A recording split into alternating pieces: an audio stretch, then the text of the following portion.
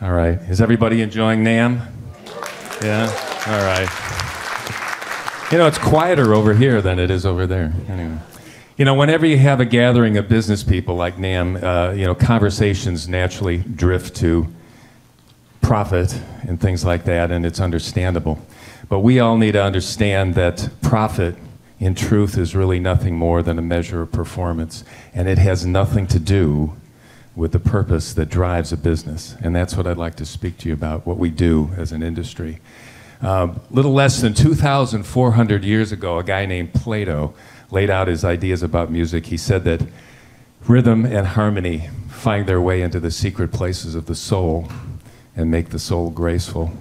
He said that through music, the soul learns rhythm and harmony, and in so doing, develops a disposition towards justice.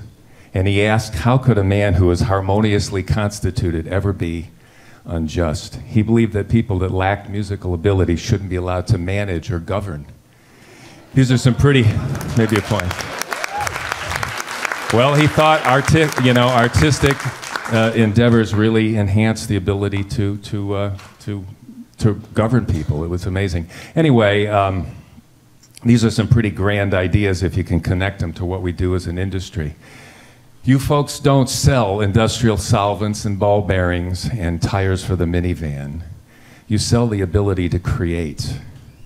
You provide people with the means to express themselves, and in ways, for some, that will be absolutely profound.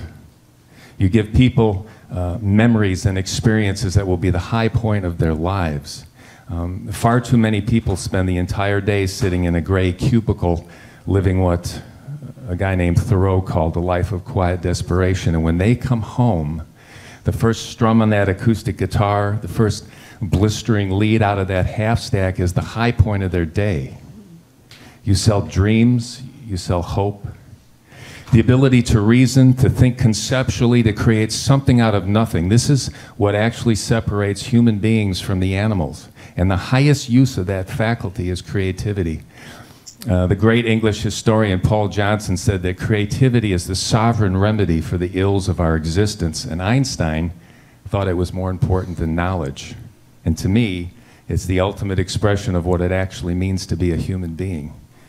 Compare that to the guy at the mall selling washer and dryer sets, okay? The young guy, 15 years old, decides he wants to be a rock star. First off, it's doable. He can't be a real estate mogul or a neurosurgeon, but he can be a rock star. He's seen it done hundreds of times, and with that comes admiration and respect and self-worth. That's what you're selling.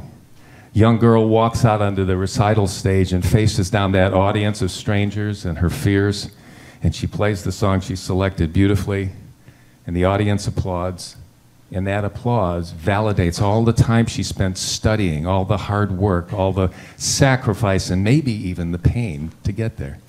It validates her talent and her life, and further instills a sense of courage that lets her take on anything life gives her.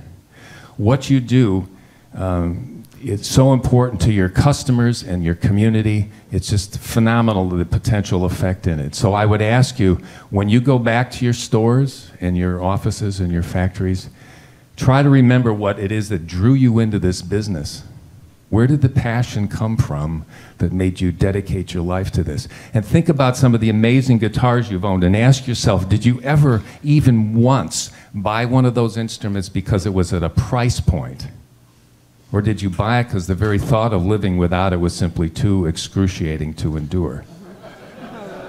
And let those memories and those feelings and those emotions not only drive your business, but define it, because those are the exact same things that are driving your customers.